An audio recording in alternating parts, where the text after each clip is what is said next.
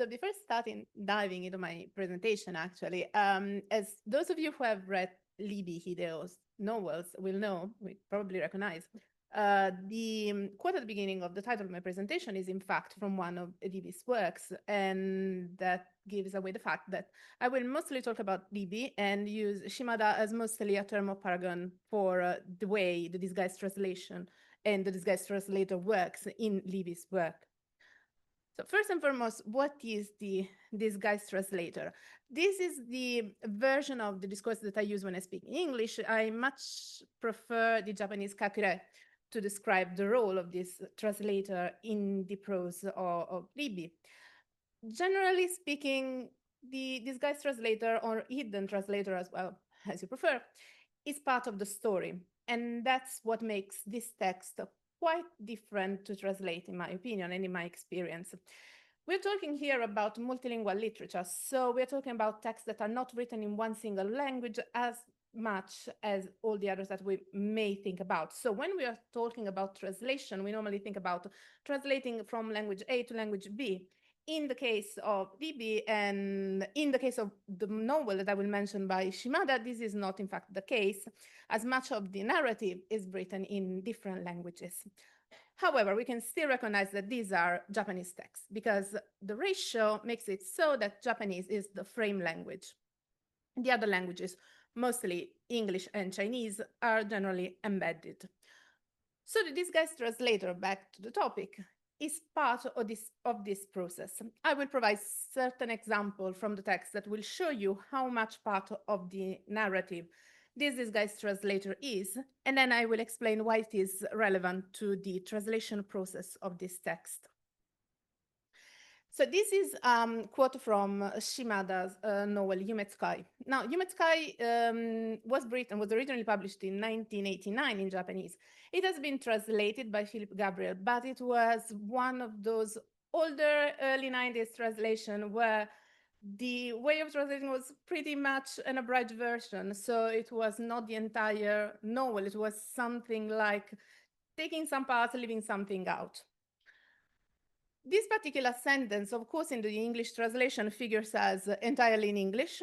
It's not in the original, as you can imagine. Now, the limitation of a PowerPoint is that I couldn't add the Ruby, but all the English part usually have a Ruby reading that is in fact the translation of the English into Japanese. And as you can see, this is already a translation there. So the moment you decide to take that away and make it all in English, we lose the part of the story where we are talking two different languages. Now, Shimada's narrative focuses on characters that are actually bilingual. His main character in this particular novel is actually said to be trilingual with a little bit of proficiency in Spanish. The difference is that when his characters speak English, he actually writes in English. But when his character speaks Spanish or Chinese, it's not like that. We have an entire page written in Japanese explaining that the characters are speaking in a different language that is not Japanese. Again, this is another example of a translation that is already internal to the narrative. And that, of course, shapes the way the reader may understand or not understand the character.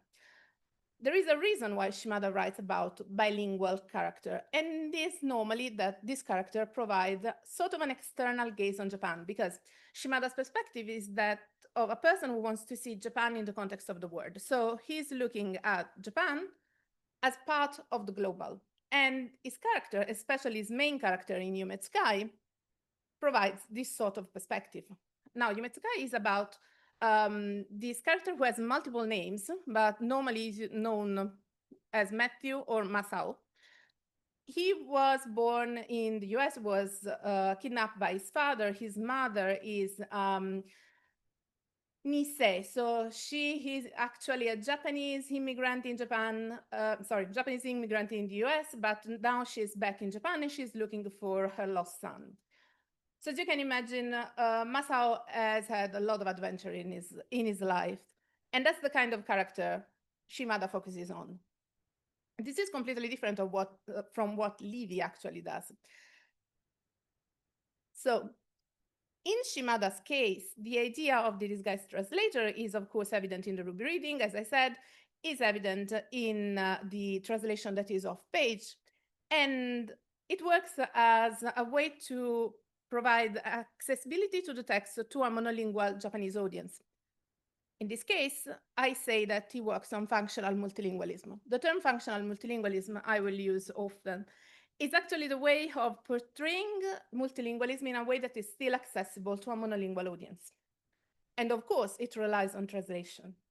However, Shimada is still considered a national author because he was born in Japan, he was raised in Japan, and while he has an interesting approach to the globality of it also, to Japan being part of the global, he's still a national author.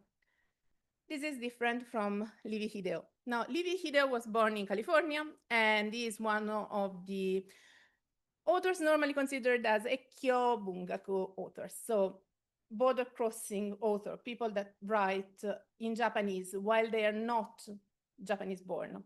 And they're not Japanese native, by the way. Many of Levy's work starts from his own perspective. So while we consider him writing novels or narratives, actually those are semi-autobiographical narratives. And this is the case of his debut novel that was published in 1992, is Seijōki no Kikoenai Heya. In this particular passage, you can see, and I tried to write it down in different colors, how he manages to use the language in his works. So the first part, the one in purple, written in katakana, actually just says, "Watashi wa Amerikajin de aru."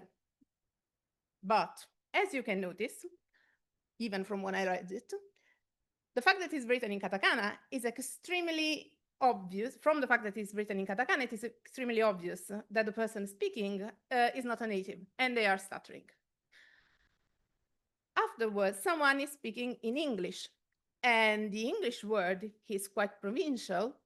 It's actually written in perfect English, and it's also commented upon the fact that the person speaking, while being a Japanese person, is speaking a very precise English with an Oxford accent, actually, that has been translated, if I remember correctly, as the Queen's English accent, or sort of. And then there's some sort of translation there, where it says inakakusai. Now, inakakusai is actually a very free translation of he's quite provincial, and a very proficient translation, by the way. But it's the narrator that is speaking at this point. It's the narrator that is explaining to the person reading, so to the reader, that he's quite provincial, has the same feeling as inakakusai. And it has nothing to do with the first sentence written in katakana, in which the main character is speaking and is stuttering in Japanese. Indeed, the whole story in Seijōki no Kikoenai Heya follows the adventure of the main character, that is a 17-year-old boy, an American boy, trying to learn Japanese. And Levy actually uses the writing system to show how the main character is getting better and better in Japanese. At first, he speaks in katakana, quote unquote, and then he starts speaking in hiragana, and then he even starts using certain kanji, which explain how he's becoming more fluent. This is another point in which we can see how there's translation happening already in the writing system. As you can see here, we have a part of the whole sentence that is written in English, but the dialogue is between the main character, that, as I said, is not fluent in Japanese at all, and is speaking with his American father. Why would the father actually speak in Japanese to a son who cannot understand Japanese at all? So it's clearly just there for an aesthetic purpose. The English part actually explained that they are indeed speaking in English, most likely, while the first part is a translation of what the father might say in English to a son. But at the same time, we have to make something look plausible to a readership that perhaps doesn't speak English. And so we have the first part in Japanese, and it explains what's happening. And then we have the English that actually highlights that the conversation is most likely not happening in Japanese. These other two passages are from the short novel that Levy wrote, which is actually the one from which I take off the quotation that I had in my title. As you can see, the first passage has part of it in Chinese and part of it in Japanese. Now, in this case, the Chinese is not translated, actually. Basically, the Chinese just says, but your son And then, oh, well, he doesn't understand. And it's pretty obvious what's going on from the context of the narrative. But still, in this case, we can see how it's not translated, but it's still conveyed somehow to the reader. Afterwards, actually in the novel, the second passage happens first. We have the main character trying to speak in Chinese. Actually, that should be Taiwanese because he says that he grew up in Taiwan, but he hasn't spoken Taiwanese for many, many years, so he can't actually make himself speak. And so all the broken Chinese there sort of makes sense because he's trying to say things. However, at the end, when he can't explain that he is a permanent resident in Japan when speaking in Taiwanese, he ends up with なんと言えばいいのだろうか. Now that なんと言えばいいのだろうか, that can be translated as how the heck should I say that? Is not something that the character is actually saying as much as something that he's thinking, and therefore something that the narrator is telling the reader that he's thinking about. But at the same time, it sounds like he's actually asking a question to this supposedly absent translator that should be found somewhere in the narrative.